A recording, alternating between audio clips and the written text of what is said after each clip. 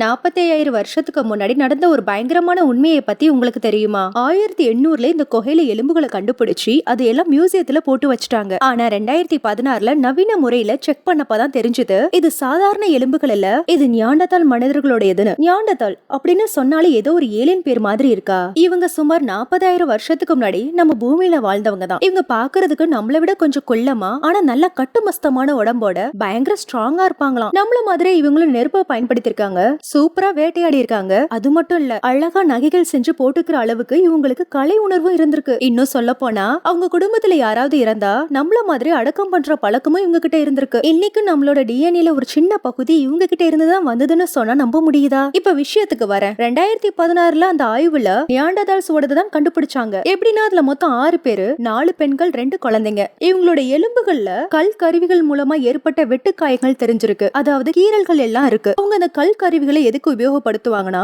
விலங்குகளை வேட்டையாடி அதோடைய கறி அப்புறம் போன் மேரோ அது ரெண்டையும் எடுக்கிறதுக்கு கல் கருவிகளை மூலமா தான் எடுப்பாங்க. அதே மாதிரிதான் இந்த 6 பேரையும் செஞ்சிருக்காங்கன்றது இந்த ஆய்வு மூலமா தெரிய வந்திருக்கு. நியாண்டர்தால் மனிதர்கள் கிட்ட ஒரு பழக்கம் இருந்திருக்கு. அவங்க கெனபாலிசமா இருந்திருக்காங்க. அதாவது தன்னின இறைச்சி உண்ணும் பழக்கம் இருந்திருக்குன்னு இது மிக உறுதியா சொல்லுது. அது மட்டும் இல்லாம அவங்களோட இனத்தோட எலும்புகளை வச்சே மத்தவங்க கருவிகளா கூட எடுத்து பயன்படுத்துவாங்களாம். ஆனா இங்கதான் ஒரு பெரிய ட்விஸ்ட். டிஎன்ஏ டெஸ்ட் பண்ணி பார்த்தப்ப இவங்க நியாண்டர்தால் தான், ஆனா அந்த பகுதியில வாழக்கூடியவங்க இல்ல, ஏதோ வேற ஒரு பகுதியில இருந்து வந்திருக்காங்க. அப்பனா இவங்க யாரு? எதுக்காக இவங்களுக்கு இப்படி ஒரு நிலைமை?